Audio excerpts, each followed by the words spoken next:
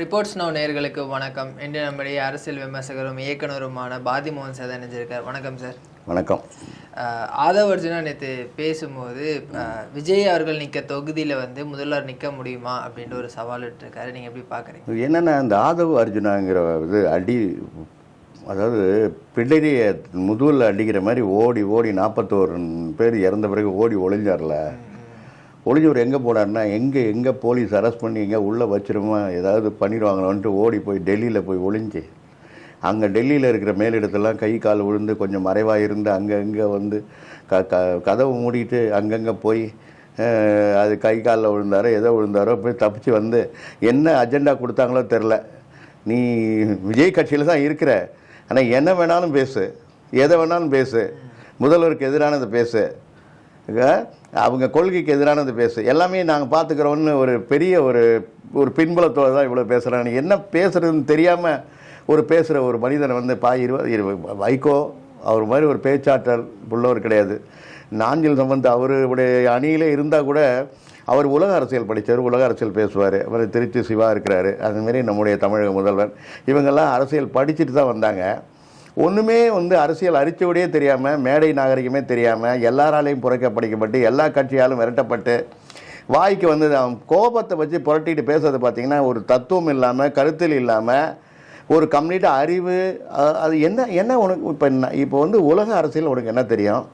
தமிழ்நாடு அரசியல் உனக்கு என்ன தெரியும்? தமிழ்நாடு மக்களோட வாழ்வை எப்படி அவங்க பலப்படுத்தணும், அவங்க வாழ்வாதாரம் என்னென்ன எதெல்லாம் வீழ்ந்திருக்காங்க, அதெல்லாம் சரி பண்ணணும், அதை நாங்கள் செய்கிறோன்னு சொல்லாமல் எனக்கு பயந்துட்டாங்க. அவன் சும்மா விளையாட்டு தர மாதிரி இந்த கிரிக்கெட் விளையாடும் போது வர சண்டையில் பேசுகிற மாதிரியே பேசுகிறான். இருந்தாலும் ஏதாவது பொது அறிவு இருந்து பேசினா நல்லது. என்ன பேசினாலும் சரி, இது மாபெரும் இயக்கம். அதாவது கோடிக்கணக்கான தொண்டர்கள், இளைஞர்கள்லாம் ரத்தம் சிந்தி இருக்கிற வழக்கம். நீ தெருமுனையில் நின்று பேசிட்டுலாம் சும்மா போக முடியாது. அதனால் பேசும்போது நிதானமாக பேசணும். அவர் பேசல ஒரு நிதானம் கிடையாது, ஒரு கருத்தியல் கிடையாது, ஒரு பொருளான பார்வை கிடையாது. நீ வரியா ஒண்டி பார்த்துக்கலாம். இதெல்லாம் சும்மா சடுகுடு விளையாட்டுத்துக்கும், அது வாலிபால் விளையாட்டுத்துக்கும், கில்லு விளையாடுறதுக்கு தான் பயன்படும். சரியான அரசியலை தான், சரியான அரசியல் பாதையில் சரியான நிர்வாகிகளை தேர்ந்தெடுக்காமல் ஒரு தெருப்பேச்சு வீரர்களை தேர்ந்தெடுத்தனால ஏற்பட்ட விளைவு தான் இதெல்லாம். ஆனால் அவர் வைக்கக்கூடிய குற்றச்சாட்டுகளுக்கு திமுக எப்பவுமே பதில் சொல்லவே இல்லையே சார். அவர் ஒரு ஆளே கிடையாதுன்றது. அது என்ன அர்ஜுனா ஒரு கவுன்சிலரை நின்று அர்ஜுனா ஜெயிக்க முடியுமா? முதல்ல ஒரு கவுன்சிலர் முதல் தேர்தல்னா நீ இது வரைக்கும் மக்களுக்கு என்ன பண்ணியிருக்க, மக்களை எங்கே சந்திச்சிருக்க? நேற்று வரைக்கும் லாட்டு சீட்டு விற்றுட்டு இன்றைக்கி நான் தான் முக்கியமான ஆளுன்னு சொல்கிற ஆள் தானே நீ? எந்த எல்லாராலும் புறக்கணிக்கப்பட்டவர், எந்த கட்சியாலும் ஏற்றுக்கொள்ளப்பட்டவர். ஏதோ ஒரு மறைமுகமாக உனக்கும் விஜய்க்கும் ஒரு டீலிங் ஏற்பட்டு அதில் ஒரு உறவு ஏற்பட்டு இன்றைக்கி உன்னை கயற்றி விடாமல் வச்சிட்டு இருக்காரு. அதுக்கு ஏதோ ஒரு அதே ஆதவ் அர்ஜுனா 2021 திமுகக்காக வேலை செஞ்சு நல்லவனாக இருந்தால் எல்லா கட்சியிலும் இருந்திருக்கலாம் சார். தூக்கி இருப்பாங்கல்ல நேரம், இளைஞரணி தூக்கி ஆதவ் அர்ஜுனா தூக்கி வச்சிருப்பாங்கல்ல. கோளாறான ஆளுன்றதானே விரட்டி விடப்பட்டது. எங்கே போனாலும் ஒருத்தன் சரியில்லைன்னா அவன் அடிப்படையே கோளாறு. வேர்ல தாவேக்கா தொண்டர்கள் அவரை கொண்டாடுறாங்களே. தொண்டர்கள்லாம் காசு வாங்கிட்டு கொண்டாடுவானுங்க. ஏன்னா அவர் தான் பணம் கொடுக்குற ஒரு ஆள். தொண்டர்களுக்கெல்லாம் இதை சப்போர்ட் பண்ணுறாள். எவன் ஒருத்தன் வசதியாக இருக்கணும்னு அவன் நல்லவனாக இருந்தாலும் கொண்டாடுவாங்க. ஏன்னா அவங்க திமுக லட்சியவாதிகள் இருக்கிறது. அவன் கடைசி வரைக்கும் ஒரு பழைய டிஎம்கே வேட்டி கட்டிக்கிட்டு ஒரு தொண்டன் மூலையில் நின்றுட்டு சாகர வரைக்கும் கலைஞர், தளபதி ஸ்டாலின் சொல்லிட்டு வாழ்ந்துட்டு இருப்பான். இங்க அப்படி கிடையாது. இல்ல, அவர் கடைசியில அப்படிதான் இருப்பார். ஆனா அவருடைய வாழ்வாதாரம் எங்க முன்னே சார். இன்னைக்கு தொண்டன் நீ ஆதவ் அர்ஜுனாவையும் விஜயும் கம்பேர் பண்ணாதீங்க. விஜயாவது பரவாயில்ல. எப்படின்னு கேட்டிங்கன்னா, தன்னுடைய காலகட்டத்தில் ஒரு காதலுக்கு மரியாதை, பூவை உனக்காக, கில்லி, திருப்பாச்சி, இது மாதிரி பெரிய பெரிய இயக்குநர்களால் பட்டை தீட்டு வரும்போது அவருக்குன்னு ஒரு பெரிய ஒரு மாசு உருவாச்சு. அப்போல்லாம் பசங்க சைக்கிளில் போயிட்டுருக்கானுங்க 12 வயசில். சில பேர் காரில் போயிட்டுருக்கானுங்க, 10 போயிட்டுருக்கானுங்க, பைக்கில் போயிட்டுருக்கானுங்க. அந்த 14-15 வயசில் தனக்குன்னு ஒரு ஹீரோ. ஏன்னா ரஜினி சார் ரசிகர்களாக ஒரு 50 வயசு ஆகிப்போச்சு. இப்போ அவனுக்குன்னு ஒரு ஹீரோ வேணும். அது ஒன்று தலை, இல்லைனா விஜய்க்கு ஒரு மாதம் வந்துச்சு. ஏன்னா அவர் நடித்த குடும்ப படங்களாலும் அவர் அடித்து விரட்டி, அதாவது ஒரு 20 பேரை பந்தாடி தள்ளி கிள்ளி கம்ப்ளீட்டாக கதவை உடைச்சி, டோரை உடைச்சி, ஜெயிலை உடைச்சி வெளியிட வீரம் இருக்குல்ல, அது ஸ்டண்ட் மாஸ்டர் பண்ணுறது. அதெல்லாம் விஜய் பண்ணுறதுன்னு நினச்சிட்டு உலகத்தை நியாயம் காக்கிறதுக்கு எம்ஜிஆருக்கு அப்புறம் விஜய் தான் வந்தேன்னு நினச்சிக்கிட்டு அந்த சிறு வயதில் மனசில் பதிஞ்சதுனால இந்த ஹாஸ்டலில் இருக்கிற பெண்கள்லாம் அந்த அவனுடைய காதல் நடிப்பு, அதனுடைய அந்த இயக்குநர்கள் அவனை வடிவமைச்ச விதம், இதெல்லாம் பண்ணதுனால ஹாஸ்டலில் படிக்கிற பொண்ணுங்க, வீட்டில் இருக்கிற பொண்ணுங்க, இது எல்லாமே வந்து இப்போ 30 வயசாக நிற்குது. அவங்களுக்கு ஒரு ஐடல் மாடல். அவங்களுக்கெல்லாம் வந்து வாழ்வியல் தெரியாது, பொருளாதாரம் தெரியாது, இந்த நாட்டுக்கு எது தேவைன்னு தெரியுது. பாஜக மாதிரி ஒரு ஆட்சி இங்கே வந்துச்சுன்னா, திராவிட மாடலுக்கு எதிர்த்தாப்புல ஒரு ஆட்சி வந்துச்சுன்னா தமிழர்கள் காணா போயிடுவாங்க. இந்த ரசிகர்களுக்கெல்லாம் தெரியாது. வீட்டுக்கு 2 பேர் ஓட்டு போடுவாங்கல்ல, அவங்களுக்கெல்லாம் உலக அரசியலோ வாழ்க்கை அரசியலோ தமிழ்நாடு அரசியலோ ரேஷன் கடையில் இப்போ நமக்கு ஈஸியாக எல்லாமே கிடைக்கிறது. வாழ்க்கையில் நம்ம இப்போ ஒவ்வொரு ஸ்டெப்பாக வந்து நம்ம முன்னேறிட்டு இருக்கிற தமிழ்நாடு, இதெல்லாம் அவங்களுக்கு தெரியாது. இல்ல ஆனா அதே இளைஞர்கள் வந்து சமகால அரசியலை பாக்குறாங்கல்ல, அவங்க வந்து இப்ப சமகால அரசியல் அவங்களால புரிஞ்சிக்கவே முடியல. அவங்களுக்கு ஒரே எதிர்ப்பு வந்து விஜய் என்ன சொன்னானோ அது ரைட்டுங்க, சமகால அரசியல் அவங்களுக்கு தெரியாதுங்க. சார் எவ்வளவு ஊழல் நடந்திருக்கு, மக்களுக்கான பிரச்சனைகள் என்ன, சட்டம் ஒழுங்கு எவ்வளவு பாதிக்கப்பட்டிருக்கு, இதெல்லாம் அவங்க பாக்குறாங்கல்ல சார். இருக்க தாவேக்க இளைஞர்கள் வந்து அவங்க ஐடி விங்கில இருக்காங்க. இப்போ வந்து ஐடி விங்கில் ஃபுல்லாக கம்ப்ளீட்டாக இறங்கிட்டானுங்க. ஏன்னா அவனுங்க வந்து கம்ப்ளீட் அந்த நாலேஜில் இருக்கிறதுனால அவங்களுக்கு தெரிஞ்சது தான். மக்கள்கிட்ட போய் நேராக பேச முடியல. விஜய்க்கு ஒரு கூட்டம் கூடுதுன்னா 25 வருஷம் பார்த்து அவரை வந்து இப்போ அவரை பார்க்கணும்னு ஆசையில் திரையில் பார்த்த கூட்டம் அந்த இடத்துல கூட்டம் கூடுது.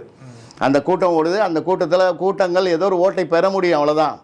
ஆனால் நாட்டை ஆளுன்னு வந்த ஒரு பெரிய ஏதோ ஒரு பெரிய இப்போ இது வரைக்கும் சார் விஜயை பொறுத்த வரைக்கும் நான் தான் முதல்வர், நான் தான் நாட்டை ஆள்வேன்னு சொல்லிட்டு வரும்போது அதுக்கு உண்டான பேக்ரவுண்ட் என்னன்னு கேட்டிங்கன்னா, இந்த இளைஞர்கள் பட்டாளம் தான் அவர் சொல்ல முடியும். தனக்கான ஒரு லட்சியத்தை வச்சுட்டு அவர் வரல. தமிழ்நாட்டை சீர்திருத்தணும்னு நினச்சிட்டு வரல, தமிழ்நாட்டை மேன்மைப்படுத்தணும்னு நினைச்சிட்டு வரல.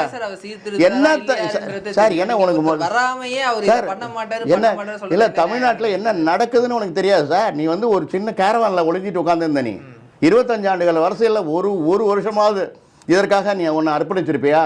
உன்னுடைய பங்களிப்பு உண்டா? நீ கதாநாயகளோட ஆடிப்பாடி இருந்துட்டு திடீர்னு நேத்தி கட்சியை ஆரம்பிச்சுட்டு நான் என் தொழிலெலாம் விட்டு வந்துட்டேன், என் வருமானத்தை விட்டு வந்துட்டேன் நேரினா உனக்கு 25 வருஷம் உன்னை பார்த்துட்டு இருந்த இளைஞர்கள் உன்னை பார்த்தா கை தட்டுறானுங்க. உனக்கு ஒரு கூட்டம் வருது, நீ வந்து ஒரு கணிசமான ஓட்டு பெற முடியும். ஆனால் நான் தான் ஆல்டர்னேட்டிவ் திமுகவுக்குன்னு உன்னால் எப்படி சொல்ல முடியும்? ஏன் சொல்கிறதுன்னா ஏன் சார் சொல்ல முடியாதுன்னு சொல்கிறது இருக்குல்ல, அதை யாரும் ஏற்றுக்க மாட்டாங்க. தமிழ் மக்கள் ஏற்றுக்க மாட்டாங்க. ஒரு மாதிரி ஒரு கூட்டம் இருக்குது. ஏன்னா அவருக்கு ஒரு இடத்துலேருந்து ஒரு பெரிய அமௌண்ட் வந்துட்டு இருக்கு, ஒரு கார்பரேட் நிறுவனங்கள் அவருக்கு கொடுத்துட்ருக்கு.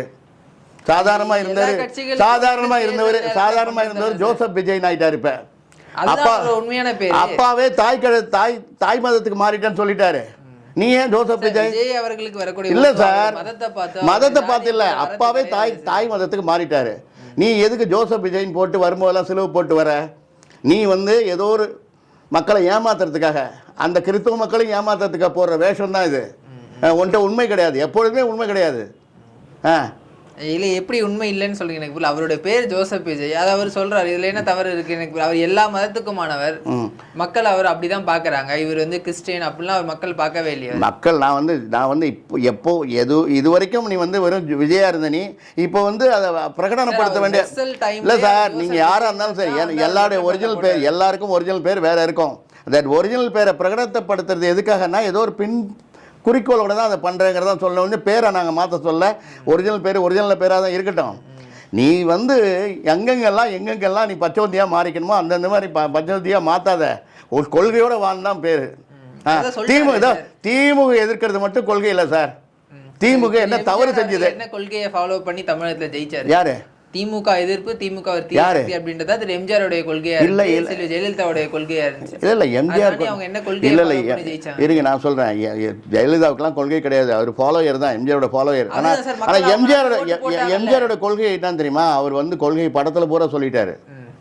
அதனால படம் பூரா அவர் கொள்கை, படம் எல்லா படங்கள்லயும் அவர் கொள்கை வந்துருச்சு. அதனால அவர் தனியா கொள்கை சொல்ல வேண்டியல. நீங்க எம்ஜிஆரோட போய் விஜயை கம்பேர் பண்றீங்க. இல்லை இப்போ நான் வந்து ஒரு நடிகராக இருந்து அவரும் கட்சி ஆரம்பிச்சாரு, இவரும் ஒரு நடிகராக இருந்து கட்சி ஆரம்பிச்சார். அவரும் விமர்சிச்சாரு. இல்லை நீங்கள் எம்ஜிஆரையும் விஜயும், அதாவது வானத்தில் இருக்கிற வல்லூருக்கும் கருடனுக்கும் கீழே பறக்கிற ஒரு காகத்துக்கும் நீங்க கம்பேர் பண்ணாதீங்க. அதே எம்ஜிஆர் வந்து சார், எம்ஜிஆர் வாழ்கின்ற போது, வளர்கின்ற போது, எம்ஜிஆர் இருக்கின்ற போதெல்லாம் தர்மம் செஞ்சவர், கொடுத்தவர், தன் கொள்கை ரீதியாதவர். இந்த பாருங்க இன்னொரு விஷயம், கலைஞரை பொறுத்த வரைக்கும் எம்ஜிஆருக்கு வசனம் எழுதி அவர் ஒரு மிகப்பெரிய ஒரு வசனகர்த்தாவாக இருந்து அவரை மிகப்பெரிய ஒரு ஒரு ஒரு ஒரு வீரம் பேசுகிற ஒரு கதாநாயகனாக உருவாக்குறதுல அவருடைய பங்களிப்பு இருக்குது. அதுமாரி கலைஞரை உருவாக்குனதில் எம்ஜிஆரோட பங்களிப்பு இருக்குது. இது 2 பேரும் மாறுன்னு சொல்ல முடியாது. ஆனால் எம்ஜிஆர் அவர்கள் பெற்ற மாஸ் வந்து எப்படின்னு கேட்டிங்கன்னா, அந்த நேரத்தில் திமுகவுக்கு ஒரு வரிவேல் சேர்த்ததுக்கு காரணம் அவருடைய படங்களில் அவர் சொன்ன கொள்கை. அவர் எப்படி இருந்தார், இவன மாதிரி நீட்டு சுருட்டை பிடிச்சிக்கிட்டு அப்படி பண்ணிக்கிட்டு அப்படி கம்ப்ளீட்டாக வந்து ஒரு பக்கம் சாராயம் முடிச்சுட்டு அடிக்கிற வேலையெல்லாம் பார்க்கல அவர். மக்களுக்கு சினிமா இருந்தாலும் எம்ஜிஆருக்கு அப்புறம் அதுக்கே எம்ஜிஆரை கம்பேர் பண்ணுறீங்க. அதுக்கப்புறம் எம்ஜிஆரையும் விஜய் ஏன் கம்பேர் பண்ணுறீங்க? கம்பேர் பண்ணாதீங்க. இவர் நடிகன் 25 வருஷம் 30 வருஷம் நடிச்சிருக்காரு, மாசம் இருக்குது. அதனால் முதல்வர் ஆசைப்படுறாரு, ஆசைப்பட்டு போட்டோம். இல்ல நீங்க எம்ஜிஆர் அவர்களுக்கு இவ்வளோ வந்து சர்டிஃபிகேட் கொடுக்குறீங்க, ஆனால் அதே எம்ஜிஆர் ஆரம்பிச்ச அதிமுகவை தான் இன்னைக்கு திமுக எதிர்த்துட்டு இருக்கு. இல்லையா? அது எப்படின்னா அந்த காலகட்டத்தில் என்னன்னு கேட்டிங்கன்னா, திமுக அப்படிங்கிற தனி சக்தியாக இருந்தது.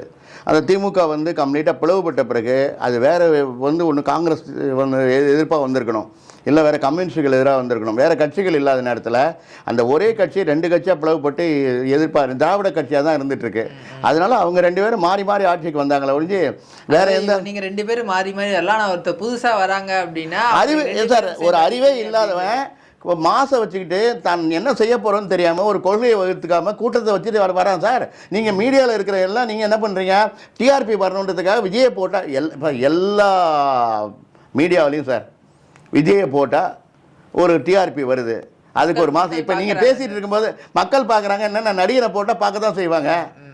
இந்த இது வர்றது இல்லையே சார், அதுதான் என்னோட சார். உதயநிதி நடிகன் கிடையாது. உதயநிதி 2 படம் நடிச்சாரு, அதுக்கப்புறம் அவருடைய ப்ரொஃபஷன் போயிட்டாரு. இல்ல சார், ஒரு அடையாளம் வேணும் அப்படின்றதுக்காக நடிச்சாரு. நான் என்ன சொல்றேன்னா, எந்த தெலுங்குலையும் சரி எல்லா மொழியிலையும் சரி நடிகன் அப்படின்னா அதுக்கு ஒரு கூட்டம் வரும் சார்.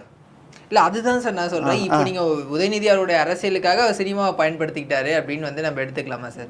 அரசியலுக்காக சினிமா பயன்படுத்தலை. அந்த நேரத்தில் வந்து அவருக்கு வந்து ஏற்புடையதாக இருந்தது, நம்ம திரைப்படத்துலையும் வரலாம் அப்படின்னு. அந்த திரைப்படத்தில் ஏற்படுற மாசில் வந்து இப்போ ஒன்றும் அவர் இல்லை. அவர் ஆல்ரெடி வந்து கம்ப்ளீட்டாக ஒரு மிகப்பெரிய ஒரு இயக்கத்தில் ஒரு முதல்வரோட மகனாக இருந்து அந்த பணிகள்லாம் செய்கிறவர் தான் இருந்தார். அதுக்கப்புறம் மாஸ்க் வந்தார். தேவையான நேரத்தில் தேவையான காலகட்டத்தில் அவர் அரசியலுக்கு வர வேண்டிய சூழ்நிலை இருந்தாலும் அவரும் இப்போ நடிச்சிட்டு தான் இருந்திருப்பார். அவரும் நடிப்பில் ஒன்றும் ஃபெயிலியர் ஆகலை.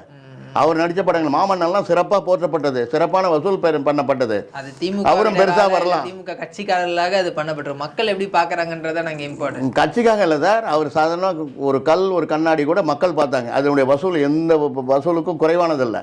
அவர் அந்த பாணியிலே படம் பண்ணி இன்னும் ஒரு 5 படம் இப்போ ஆரம்பத்தில் இல்லையே உங்களுக்கு வந்து விஜயெல்லாம் அப்படி தானே வந்து ஆரம்பத்தில் விஜய் படம் ஒரு 6-7 படம் தொடர்ந்து ஃபெயிலியர் தான்.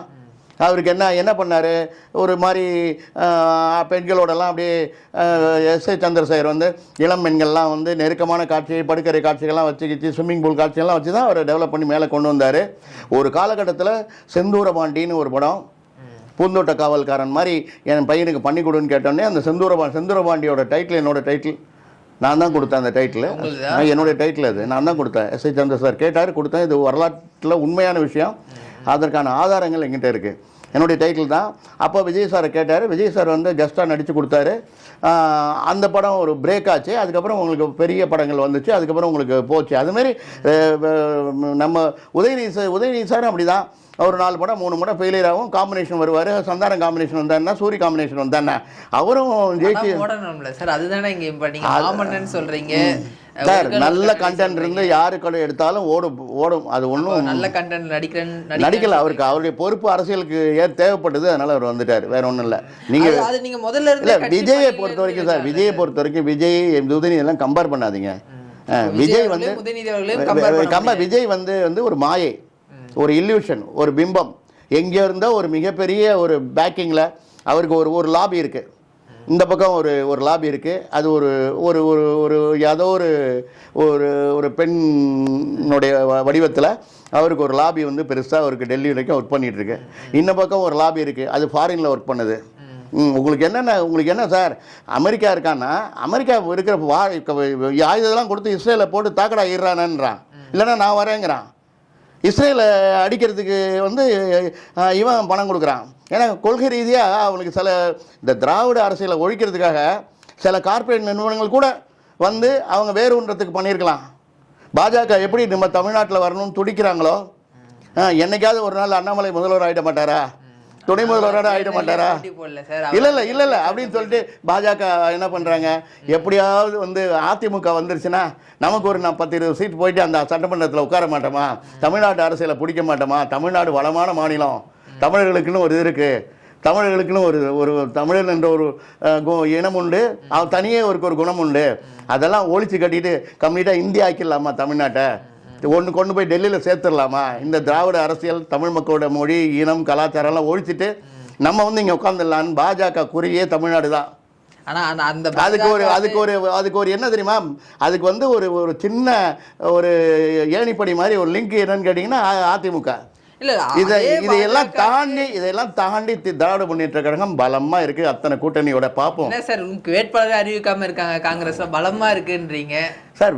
ஜோதிமணி ஒரு மாதிரி பேசுறாங்க, பிரவீன் சக்கரவர்த்தி பேசுறாரு, கூட்டணிக்குள்ளே அவ்வளவு குழப்பங்கள் இருக்கு. வேட்பாளர் இல்ல என்ன ராகுல் காந்தி ட்வீட் கூட போடல அந்த கூட்டணியை வாழ்த்தி. நான் ஒன்று சொல்லட்டுமா, அப்புறம் எப்படி கூட்டணி ஸ்ட்ராங்கா இருக்கு? கூட்டணி எப்படி தெரியுமா, அதாவது எந்த இடத்துலையுமே காங்கிரஸ் தோத்து விடக்கூடாது அப்படின்றதுக்காக திராவிட முன்னேற்ற கழக வேட்பாளர்களை வச்சுக்கிட்டு காங்கிரஸ் கேட்கிற இடங்களுக்கு கொஞ்சம் அண்டர்ஸ்டாண்டிங் நடந்துட்டுருக்கு. எதுவுமே வந்து ஃப்ளாப் ஆகாது சார். ரொம்ப சிந்திக்கிறவன் அறிவாளி, உடனடியாக முடிவு எடுக்கிறவன் முட்டாள். சிந்திக்கிறாங்க, சிறப்பான ரிசல்ட்டோட வருவாங்க. எவ்வளோ நாள் தான் வந்துடும் அதுக்குள்ளே நல்ல ரிசல்ட் வந்துடும். அதாவது எங்கே ஃப்ளா இருக்கோ எங்கே வீக் இருக்கோ அதை பற்றி பேசாதீங்க, நடப்பு அரசியல் பேசுங்க. திமுக கூட்டணியில இன்னும் வந்து வேட்பாளர்களே அறிவிக்கலையே காங்கிரஸ். நடப்பு அரசியல் பேசுங்க சார். ஊருக்கு ஒரு ரசிகனை தூக்கி உடனே இமீடியட்டா அவனை போக்கி வேட்பாளரை அனுபவிக்கிற மாதிரி டிவி மாதிரி கிடையாது இது. ஊருக்கு உழைச்சவங்க யாருன்னு பார்த்து திமுகல ஒரு சிலருக்கு வந்து வாய்ப்பு கொடுக்கல அப்படின்ட்டு டிஆர் பாலு அவர்களுடைய அலுவலகத்துல பேசின அந்த வீடியோ காட்சிகள்லாம் வெளியே அதான் வந்துச்சு. ராஜா கட்சிகளும் இருக்கிறது, ராஜா தான் வந்து பேசினாரு, அதுக்கான விளக்கங்கள் கொடுத்தாச்சு. அது எல்லா கட்சிகளும் இருக்கு. அது என்ன டிவிகேக்கு வந்தா மட்டும் அது வந்து சலசலப்பு பரபரப்பு அப்படின்னு போடுறாங்க. அதே வந்து நீங்க தான் சார் விஜயை பத்தி போட்டா மக்கள் பாக்குறாங்க. விஜயை பத்தி ஏதாவது கான்ட்ரவர்சி திமுகவுக்கும் விஜய்க்கும் சண்டை அப்படின்னா மக்கள் பாக்குறாங்க. நீங்க வந்து மீடியால இருக்கிற நீங்க தான் சார் பண்ணது. அதுதான் சார் மக்கள் பாக்குறாங்கல்ல. மக்கள் வந்து சண்டைனா பாப்பாங்க சார். நீங்க வந்து டிவி சீரியல் பாக்குறது இல்லையா? நீங்க மாமியாருக்கும் மருமகனுக்கும் சண்டைனா அந்த சீரியல் தான் நல்லா ஓடும். அந்த சீரியலே உங்க சேனல் தான் போடுறாங்க. ஆமா எல்லாம் ஆமா 3 முடிச்சுன்னு ஒரு சீரியல் இருக்கு. அந்த எல்லா எபிசோடுமே மாமியார் மருமகள் சண்டையை பேஸ் பண்ணி தான் இருக்குது. அதுக்கு டிஆர்பி ரேட் நல்லா போயிட்டு இருக்கு. இது மாதிரி சண்டை பிரச்சனை அப்படின்னா மக்கள் பார்ப்பாங்க. நெகட்டிவ் வைப்ரேஷன் வந்து உண்டாக்கிட்டு அது பார்க்கும்போது அவங்க பார்ப்பாங்க, ஓட்டை போட மாட்டாங்க, பார்க்கறது பார்ப்பாங்க. ஏன்னா ஏதாவது ஒரு ஸ்டார் இருக்கும் போது பார்க்கறது வாய்ப்பு தான். நீங்கள் யார் குப்புசாமி ராமசாமி காமிச்சு என்ன காமிச்சு நான் தான் ஒரு பெரிய ஒரு காட் ஃபாதர்னு காமிச்சுன்னா என்ன பார்ப்பாங்களா? வரக்கூடிய கூட்டம் அப்படி ஒன்றும் தெரியலையே சார். அவங்களோட வேலைகள்லாம் விட்டுட்டு அவங்க வந்து வராங்க. அதுவும் வந்து நேற்று வியாழக்கிழமை எல்லாருக்கும் பணி இருக்கும். அப்படி இருக்கும்போது கூட அவ்வளோ கூட்டம் வருது சார். அவங்க எல்லாம் ரசிகர்கள் கூட்டம் வரும் சார். நடிகரை பார்க்கறதுக்கு கூட்டம் வருவாங்க. ஏன்னா ரஜினி வந்து பொது வழியில் வரல, அவரெல்லாம் கூட்டம் கூட்டினார்னா அப்புறம் நாடே தாங்காது. ஆனால் ரசிகர்கள் எந்த நேரத்திலும் எங்கே எப்போதும் வருவாங்க. நம்ம தமிழ்நாடு மாதிரி ஒரு முட்டாள் ரசிகர்கள் எங்கேயுமே கிடையாது. ஆனால் இதே ரசிகர்கள் கடந்த முறை திமுகவுக்கு வாக்களித்தவங்க.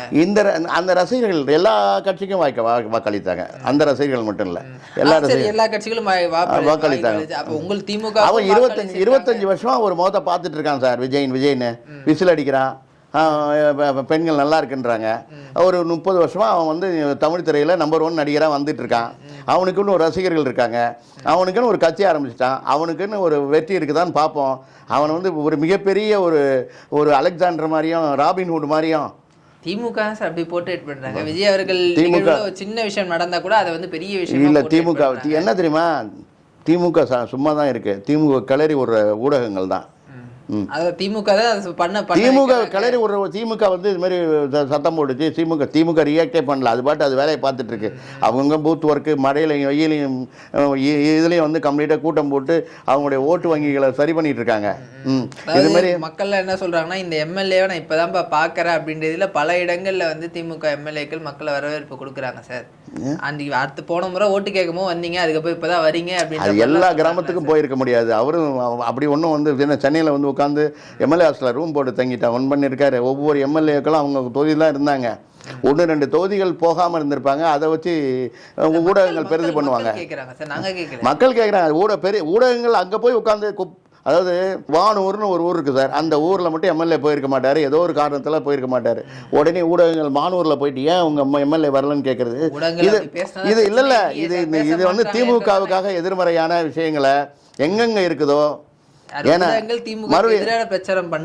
எல்லா ஊடகங்களும் சொல்ல, சில ஊடகங்கள் இதுவே வந்து இதுக்கு ஒரு அஜெண்டா கொடுத்து இதுக்கு ஒரு பேமெண்ட் கொடுத்து சில ஊடகங்களை விலைக்கு வாங்கி இப்படி பண்ணுறாங்க. திமுக ஆதரவு ஊடகங்களும் அதுதானே பண்ணுது. திமுக ஆதரவு ஊடகங்கள் நடுநிலைமையா இருக்காங்க. பாஜக இல்ல நிறைய நடுநிலை ஊடகங்கள் திமுக ஆதரவு கொடுக்குறாங்க. நடுநிலை ஊடகங்கள் நிறைய திமுக ஆதரவு கொடுக்குறாங்க.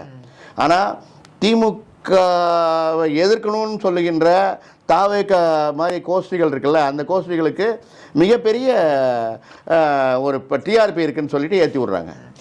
விஜய் அவர்கள் 2 இடத்துல வேட்புமனு தாக்கல் பண்ணியிருந்தார் சார். பெரம்பூர்ல பண்ணும்போது எந்த வழக்கும் இல்லை அப்படின்றது அவரோட வேட்புமனு தாக்கல் இருந்துச்சு. ஆனா திருச்சி கிழக்குல பண்ணும்போது 2 வழக்குகளை அவரை குறிப்பிட்டிருந்தாரு.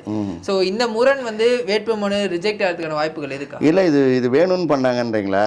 இல்ல அந்த இது நடந்ததுக்கு பிறகுதான் வந்து அந்த வழக்கு அவர் சரி. இது தேர்தலில் வந்து தேர்தல் பதிவு வேட்பாளர் பதிவு பண்றது அது வந்து நம்முடைய தமிழ்நாடு கவர்மெண்ட் கிட்ட இருக்கா? இல்ல எலெக்ஷன் கமிஷன் இருக்குல்ல, அந்த எலெக்ஷன் கமிஷன் விவாத பொருளை நீங்க ஆக்குறீங்க. அவங்க டிசைட் பண்றது தானே. நீங்க குறை சொல்றது வந்து அவர்களுடைய மனு ரிஜெக்டடும் வேட்புமனு ரிஜெக்டட் அப்படின்னு போறாங்க. குறிப்பா நிறைய திமுக பத்தி பேசுறாங்க. விஜய்க்கு இது கூட தெரியலையா அப்படின்ற மாதிரிலாம் வந்து பேசுறாங்க. ஆமா, பொது வழியில வந்து எல்லாரும் பேசுவாங்க தான். அது ஒரு நடிகன் நாடால வந்திருக்கிறான், ஒரு அவன் வந்து ஒரு அவதூறான பிரச்சாரம் பண்ணிட்டு இருக்கிறாரு. அதனால திமுக சும்மா இருப்பாங்களா? அவங்க பேசுவாங்க. பிரச்சாரம் சொல்லவே இல்லையே சார், அவர் எதுவுமே சொல்ல. நீங்க கொடுத்த வாக்குறுதி நிறைவேற்றல, அதுதான் அவர் விஜய் அவர்கள் இல்லை. எதை கொடுத்த வாக்குறுதினா, வாக்குறுதியை பத்தி உனக்கு தெரியாது. தமிழ்நாடோட மக்கள் என்னன்னு தெரியாது, மாநிலோட வளம் என்னன்னு தெரியாது. தமிழ்நாட்டில் சுழண்டும் ஏற்பினது உலகு, அதனால் உழண்டும் உழவாதலைன்னு சொல்லி வள்ளுவர் எழுதி வச்சிருக்காரு. விவசாயம் எப்படி இருக்குது? உரம் கிடைச்சிருக்கா? மழை வந்திருக்கா? மக்களுக்கு விவசாய பொருள் போய்க்கு செய்யறமா? விவசாயத்துக்கான லாபங்கள் அவருக்கு கிடைக்குதா? தொழில்துறையில நம்ம முன்னேறிக்கணுமா? கொள்முதல் ஆதார கொடுப்போம் அப்படின்னு வாக்குறுதி கொடுத்துருங்க. அதுதான் எவனை எழுதி கொடுக்கறதா. ஏதாவது பக்கத்துல இருக்க திருப்பூர் பக்கத்துல இருக்கிற கரும்பு வயல்ல கூட போய் ஷூட்டிங் தான் எடுத்திருப்பாரு. விவசாயி மேல குண்டாஸ் போட்ட அரசு ஒண்ணு இருக்கா சார்? இந்தியாவிலே விவசாயி மீது குண்டாஸ் போட்ட ஒரு அரசு இருக்குன்னா திமுக அரசு. எந்த காரணம் இல்லாம விவசாயிகளுக்கு எதிரான அரசு இல்ல. அப்புறம் ஏன் சார் அந்த குண்டாஸ் திரும்ப ரத்து பண்ணீங்க? ஏதோ ஒரு காரணத்துக்காக குண்டாஸ் போட்டீங்க விவசாயி மேல திருவண்ணாமலையில. அதுக்கப்புறம் அந்த குண்டாஸ் நான் என்ன சொல்றேன்னு, எது ஒரு ஊருக்கு இந்தியா தமிழ்நாட்டில் இருக்கிற அத்தனை விவசாயிகள் மேலேயும் குண்டாசா போட்டாங்க. நீங்க ஒருத்தர் வச்சு மேல போட்டீங்க. நீங்க அதாவது எக்ஸெப்ஷன்ஸ் ஆர் நாட் எக்ஸாம்பிள்ஸ். இல்ல சார், இப்ப விவசாயிகளுக்கான ஆட்சி அப்படின்னு நீங்க சொன்னதால விவசாயிகளை பத்தி உனக்கு தெரியாது. தொழில்துறை இருக்கிறவங்களை பத்தி யாரு, எஜுகேஷன் என்ன நிலையில இருக்குன்னு தெரியாது. தமிழ்நாட்டில் இருக்கிற எத்தனை பாதிப்பு என்னன்னு தெரியாது. தமிழ்நாட்டை சுற்றி எத்தனை ஆபத்துகள் இருக்குன்னு உனக்கு தெரியாது. தமிழ்நாட்டை யார் குறி வைக்கிறாங்கன்னு தெரியாது. எல்லாத்துக்கும் பிஜேபின்னு எப்படி சார்? இங்க இவ்வளவு சட்டம் ஒழுங்கு பிரச்சனைகள் இருக்கு, இங்க வந்து இவ்வளோ கடன் வாங்கியிருக்கீங்க. இந்தியாவிலே அதிக கடன் வாங்கின மாநிலம் வந்து தமிழகம் தான். இது வரைக்கும் வந்து கடந்த எல்லா முதல்வர்களும் வாங்கினதை விட இந்த 5 வருஷத்துல வந்து கடன் வந்து அப்படியே டபுளா இருக்கு. பிஜேபியோட டார்கெட் என்னன்னா, தமிழ்நாடு ஒரு வளம் பொருந்திய திராவிட ஆட்சி ஆட்கள் இருக்கக்கூடாது. ஏன்னா இது வந்து இந்தியாவுக்கு வந்து ஒரு மிக பலம் சேர்க்கிற ஒரு நாடு. அவங்க மத்திய ஒன்றிய அரசை வந்து மிக தீவிரமாக எதிர்க்கிற ஒரு ஸ்டேட். ஏன்னா அங்கே வந்து சந்திரபாபு நாயுடு இணக்கமாக இருக்கார். எப்பொழுதும் போல் கம்யூனிஸ்ட் காங்கிரஸ் அவங்களுக்கு அந்த ஆளுகின்ற மாநிலங்களில் பெங்களூர் ஆட்சி சரி, கேரளா சட்டை இருக்குது. ஆனால் தமிழ்நாடு மட்டும் என்றைக்கும் எப்பொழுதுமே பாரதிய ஜனதா உள்ளர விட முடியாத, அவங்க கால் உண்ட முடியாத ஒரு மாநிலமாக இருக்குது. தமிழ்நாட்டில் இருக்கிற பொறுத்த வரைக்கும் இந்த வளங்களையும், தமிழ்நாடு இருக்கிற கோயில்களையும், தமிழ்நாட்டோட ஆட்சியையும், தமிழ்நாட்டோட வருமானத்தையும் நான் கண்ட்ரோல் பண்ணிட்டு இருந்தாங்க. எப்போ எடப்பாடியோட இருக்கிற வரைக்கும் கம்ப்ளீட்டாக அங்கே ரூல் பண்ணிட்டு இருந்ததே பாஜக தான். அப்படி ஒரு ஆட்சியின் மறுபடியும் பண்ண முடியுமான்னு நப்பாசையில் தான் எல்லாரையும் தூண்டி விட்டுட்டு பாஜக வந்து வேடிக்கை பார்த்துட்டு இருக்கு. இல்லை, திரு விஜய் அவர்கள் கிட்ட அதே கேள்வி தான் நானும் கேட்குறேன். மக்களுக்காக ஒரு பிரச்சனை அப்படின்னா நீங்கள் டெல்லி போக மாட்டீங்க. ஆனால் வந்து உங்கள் குடும்பத்தில் ஒரு பிரச்சனை, உங்கள் அமைச்சர்கள் குடும்பத்தில் ஒரு பிரச்சனை அப்படின்னா நீங்கள் டெல்லி போகிறீங்க. அப்போ நீங்கள் 2 பேரும் கள்ள உறவில் இருக்கீங்க அப்படின்னு விஜய் கேட்குறாரு. இது ரொம்ப அதாவது எப்படின்னா சார் இப்போ திரு KN நேரு அவருடைய வீட்டுல வந்து ரைடு போகுது. அன்னைக்கு நைட்டே வந்து கிளம்பி டெல்லி போறாரு. அவருடைய மகன் கதிரானந்த் வந்து நிர்மலா சீதாராமனை சந்திக்கிறாரு. முதல்வர் நிதி ஆயோக் கூட்டத்துக்கு போறாரு. அதுக்கு முன்னாடி நடந்த 3 வருஷமும் வந்து முதல்வர் போல. உதயநிதி அவர்கள் மீது கேஸ் இருக்கு அப்படின்னோன்னா அவர் வந்து நிதி ஆயோக்கு போறாரு. இதெல்லாம் பார்க்கும்போது நமக்கு அப்படிதானே சார் தோணுது. மக்கள் அப்படிதானே பார்ப்பாங்க. இல்லை எல்லாம் எப்பொழுதுமே வந்து நிர்மலா சீதாராமனோட ஸ்டேட்மெண்ட்டை நீங்கள் பார்த்துருக்கலாம். அவருடைய ஸ்டேட்மெண்ட் வந்து இந்த திமுக அரசுக்கும் திமுகவுக்கும் எதிர்மறையான கோட்பாடாக தான் இருக்குது.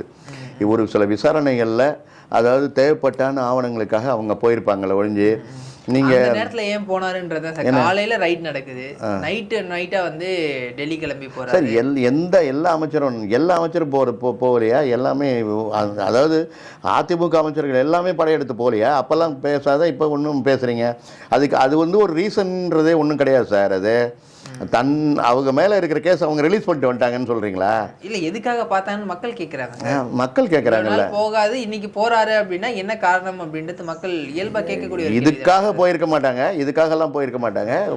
அவங்க மற்ற காரியங்களுக்காக போயிருப்பாங்க, இதை பத்தியும் பேசியிருப்பாங்க. ஆமாம், எந்த அமைச்சரையும் காப்பாற்றுறதுக்கு இந்த அரசோ அல்லது தமிழக முதல்வரோ இதுக்கு பண்ண மாட்டார். அவருடைய லட்சியம் எல்லாம் தமிழ்நாட்டை காப்பாற்றணும், தமிழ்நாடு சுதந்திரமாக தமிழ்நாட்டில் வந்து எல்லாம் மக்கள் சுவாசிக்கணும், நல்ல அரசு வந்து மக்களை காப்பாற்ற அரசு வேணும், மக்களை வந்து ஏமாற்ற அரசு, மற்றவருடைய உரிமைகளை அவமரியாதை செய்கிற அரசு வரக்கூடாதுன்னு தான் இருப்பார் ஒழிஞ்சு தன்னுடைய சுயநலத்துக்காக வேண்டி கம்ப்ளீட்டாக டோட்டலாக வந்து அமைச்சர்களை விட்டு கொடுக்குற ஆற்றல் இது அவர்கிட்ட எப்போதுமே கிடையாது. தவறு செஞ்சால் தவறு தான். பொறுத்து வந்து பார்க்கலாம் சார். இன்னும் கொஞ்சம் நல்ல எலெக்ஷன் நடக்க போகுது. மக்கள் எந்த அளவுக்கு திமுக வாக்களிக்கிறாங்க அப்படி தான் பொறுத்து வந்து பார்க்கலாம். தகவலுக்கு ரொம்ப நன்றி. நிச்சயமாக பார்க்கலாம். நன்றி, வணக்கம்.